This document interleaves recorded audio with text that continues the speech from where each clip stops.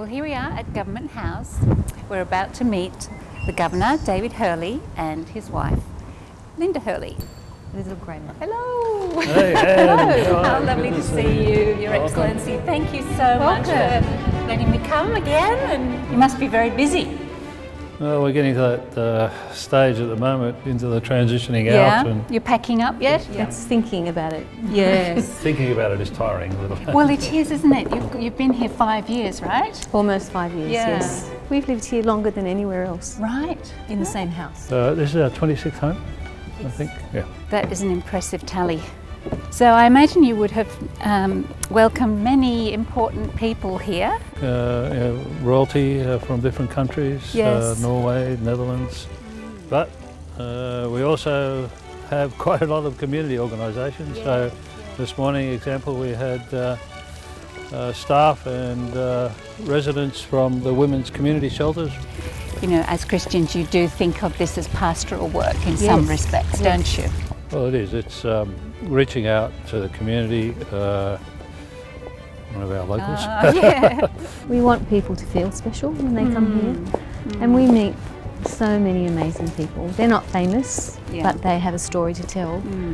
And when they share it with you, they're the stories you don't forget. Well, you brought the good weather with you, Anne. And Yes, aren't we lucky? so we're able to come out and see Linda's Prize and Joy here. Yeah.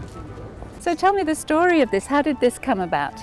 Well, when I came to Government House, there was nothing to suggest that a woman had even ever lived here. Right, right. And so I thought perhaps a rose would be a nice thing to have in memory of governors' wives. So there was a rose grower in New South Wales who had already produced 5 roses that hadn't been launched or named. Okay. And that was the first one they showed me, and I said, that's what I want. I knew as soon as that's what I had in my mind, Right. in my head. So a variegated colour. And is it a role that you basically have to invent for yourself? Well, David says it's like having a blank piece of paper for the governor, Yeah. and I guess it's the same for the wife Yeah. or the husband. Yeah.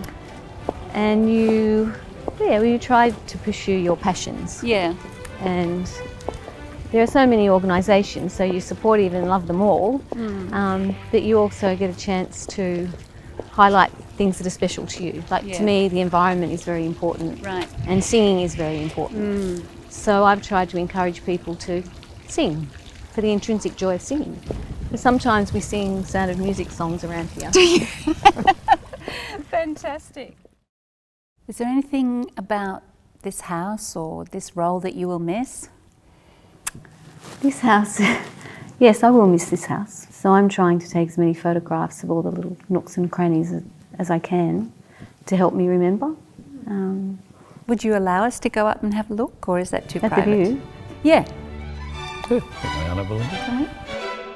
See our view through the window. Yes. Glorious, isn't Yeah, it? it's not bad.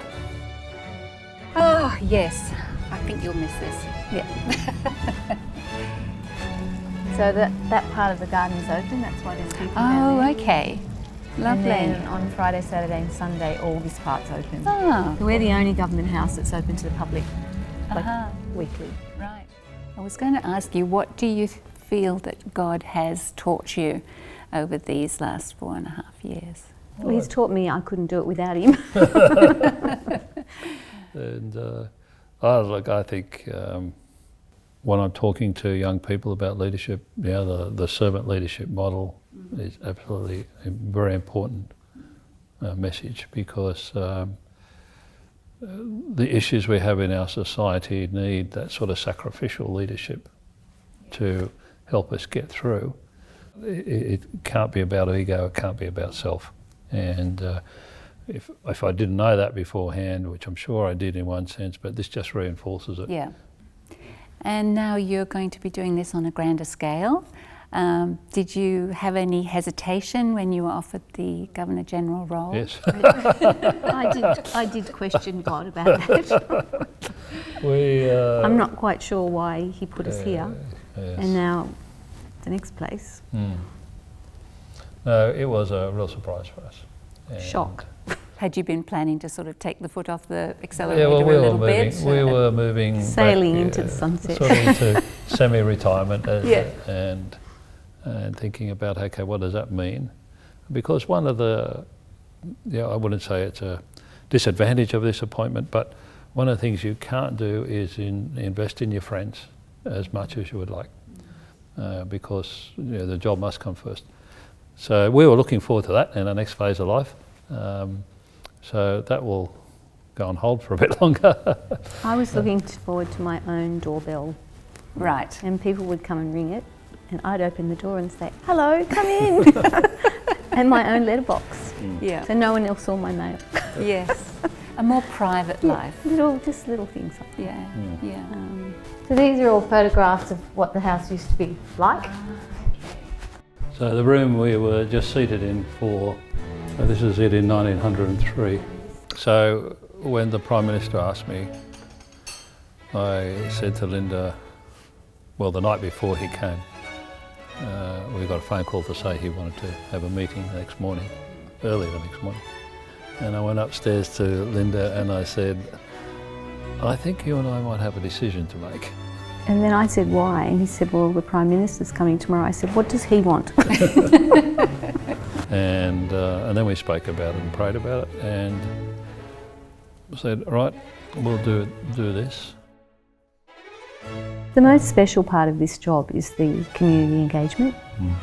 So I just hope that we will still have that opportunity, because that to me is special. I mean, it's lovely meeting, it's lovely having 20 minutes with the Queen, just like this. Yes. But it's the people in the community. It's people. It's all about people.